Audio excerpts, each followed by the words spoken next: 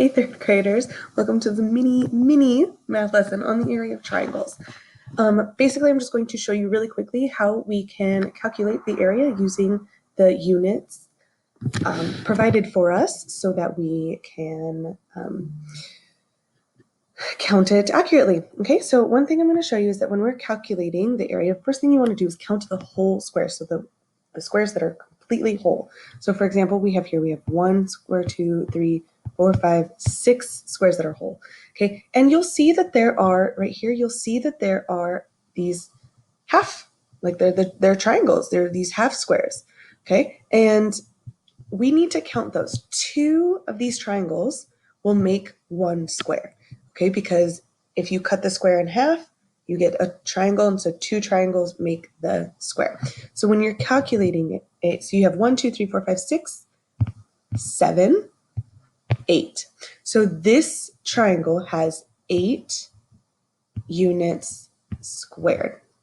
Okay, now for the bigger triangle, obviously we have a lot more squares that we need to count. So let's just do it really fast. We have 1, 2, 3, 4, 5, 6,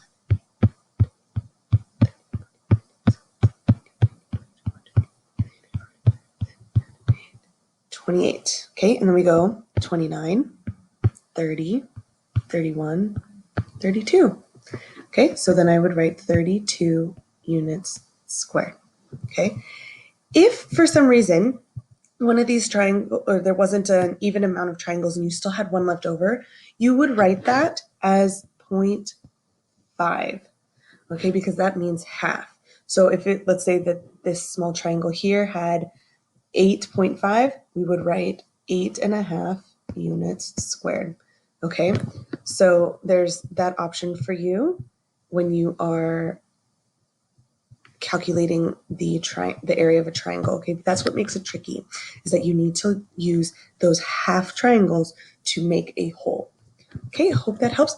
What I would like you to do now is please go on to the exit ticket and answer this question. And when you're done with that exit ticket, then you turn it in and you're done. Okay, thank you.